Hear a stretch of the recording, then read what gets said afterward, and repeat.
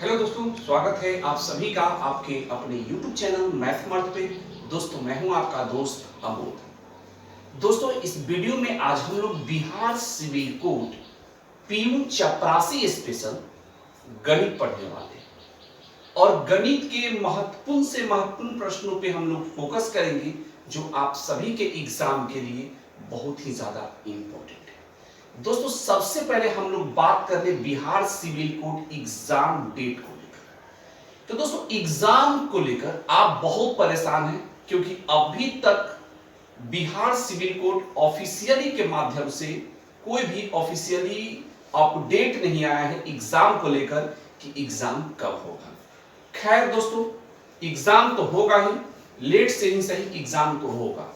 Exam की तैयारी में दोस्तों आपकी इस परीक्षा की तैयारी में किसी प्रकार की कमी नहीं होनी चाहिए, इसे सबसे ज्यादा ध्यान जरूर रखिएगा।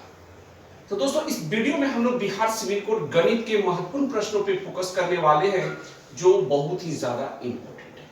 तो आइए गणित के इन महत्वपूर्ण प्रश्नों को देखते हैं जो मिक्स है। पहला प्रश्न है, एक दुकानदार के पास एक डिब्बे में 50 लीटर तेल है और दूसरे डिब्बे में 35 लीटर तेल है। उस अधिकतम आकार के कंटेनर की धारिता ज्ञात कीजिए जिससे किसी भी डिब्बे के तेल की मात्रा को पूर्णतः मापा जा सकता है। अब दोस्तों इस वर्ड प्रॉब्लम प्रश्न को बनाना बहुत इजी है, केवल आपको समझना है। अगर समझ लेंगे फिर कुछ भी नहीं। अब दोस्तों इसमें कह क्या रहा है कि उस अधिकतम आकार के कंटेनर की धारिता ज्ञात कीजिए, यानी कि यहां तो आयतन निकालना है और अधिकतम।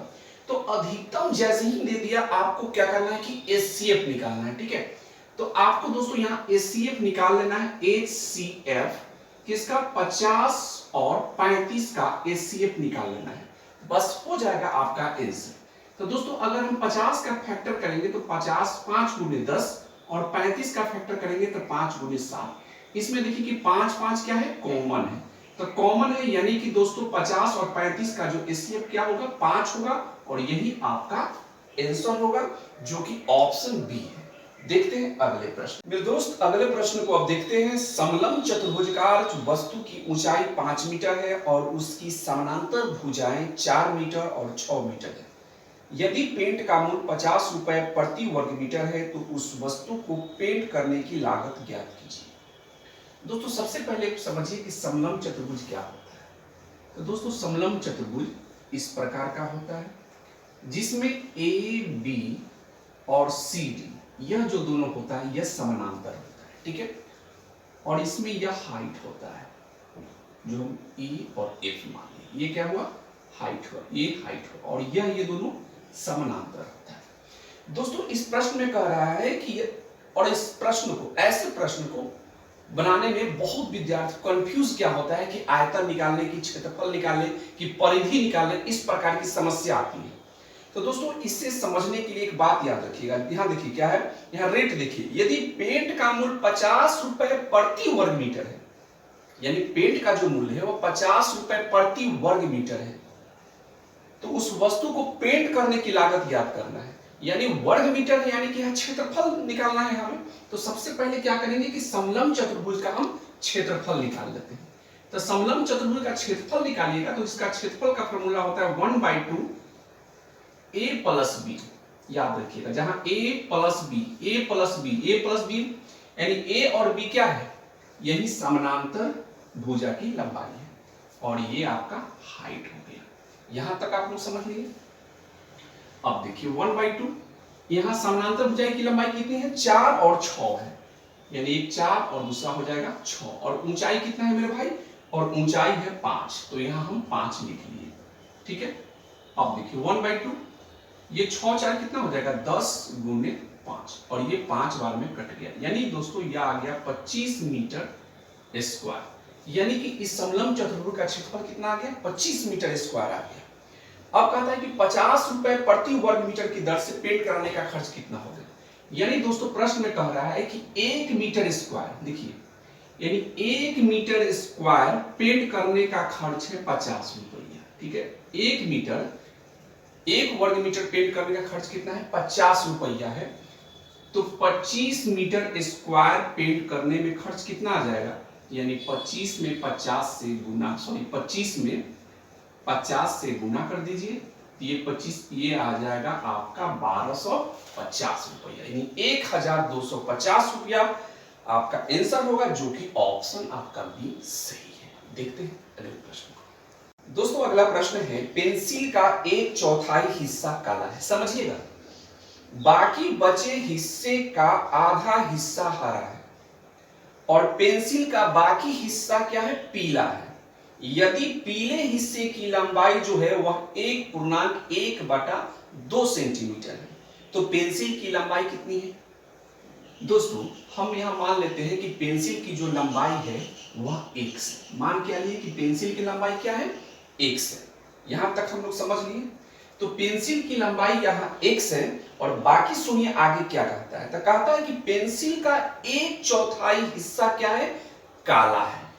तो दोस्तों 1/4 हिस्सा यदि यहां काला है तो बाकी हिस्सा कितना बच जाएगा? तो मान लीजिए कि टोटल है 1 और 1/4 क्या है, काला है, तो बाकी कितना हो जाएगा, घटा लेंगे तो यह आ जाएगा 3/4। बाकी बचा हुआ हिस्सा कितना है, 3/4 ही होगा ना मेरे भाई। 1/4 काला है तो बाकी कितना बच गया, बाकी 3/4 ही बचेगा ना। तो यही बाकी बचे हिस्से का, तो बाकी बचे हिस्सा कितना है, 3/4 है ना। इसी हिस्से का आधा हिस्सा, तो इसका ही आधा हिस्सा हरा है, यहां तक हो गया। और पेंसिल का बाकी हिस्सा पीला है, पेंसिल का बाकी हिस्सा क्या है, पीला है। तो ये तो आधा हो गया। तो आधा जो है दोस्तों वह क्या है, पीला है। और पीला की जो लंबाई है वह आपका दिया हुआ है 1.1/2 है कि नहीं। क्लियर समझिएगा, ज्यादा घूमिएगा तो घूमते हुए रह जाइएगा, जल्दी नहीं बन पाएगा। एक बार फिर से समझ लीजिए। मान लीजिए कि पेंसिल की लंबाई कितना है, x है, और उस पेंसिल की पूरी लंबाई का 1/4 हिस्सा काला है, तो बाकी बचा हुआ हिस्सा कितना है, 3/4 ही है ना मेरे भाई। और यही जो बाकी 3/4 जो हिस्सा है, इसका आधा हिस्सा हरा है और बाकी आधा क्या है, पीला है। तो दोस्तों 1/4 को हटा दिए, साइड कर दिए, ये तो काला था, तो बाकी हिस्सा कितना है, 3/4। इसी का ना आधा हिस्सा हरा है, ये हरा हो गया आधा, तो बाकी आधा जो बच गया वह क्या है, पीला है। और पीला की लंबाई दिया हुआ है 1.1/2 है कि नहीं।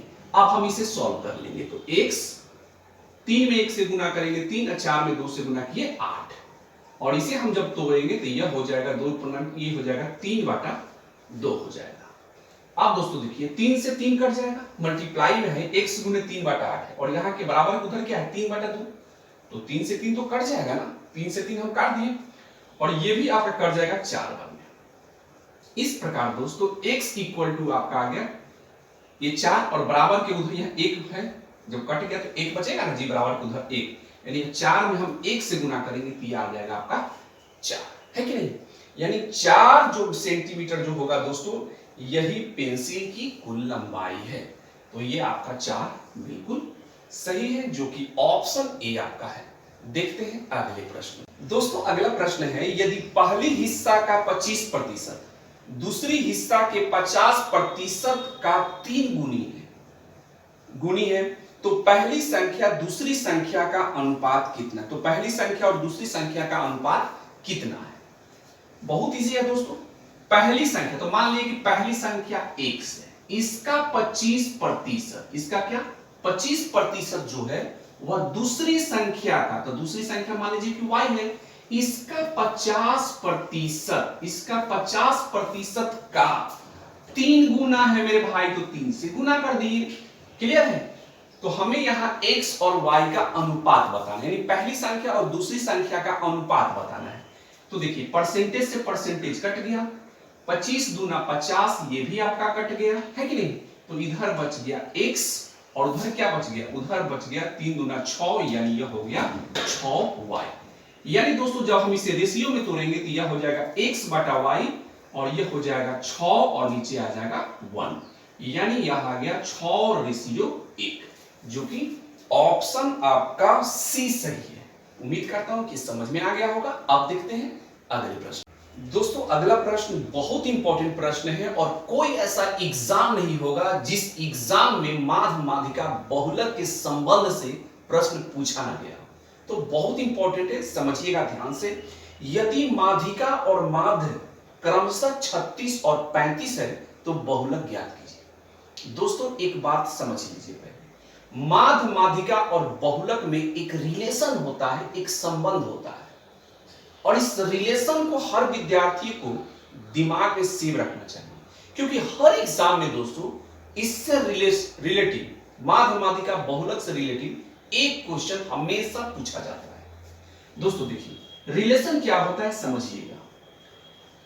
ये हो गया आपका मीन, और मीन में से मोड को घटा लीजिए, यानी कि मीन माइनस मोड, ठीक है। यह जो होता है यह होता है 3 गुने मीन माइनस मीडियन।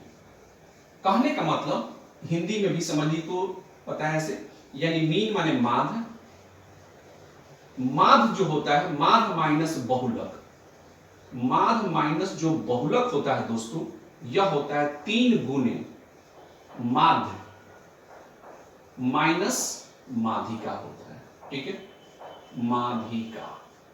यह संबंध होता है जो हर विद्यार्थी को याद रखना चाहिए, ठीक है।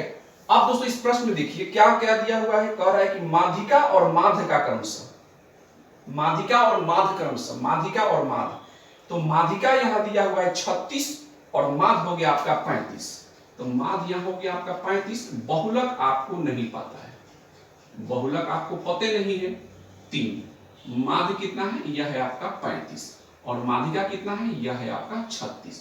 बस इसे सॉल्व कर लीजिए आपका आंसर आ जाएगा।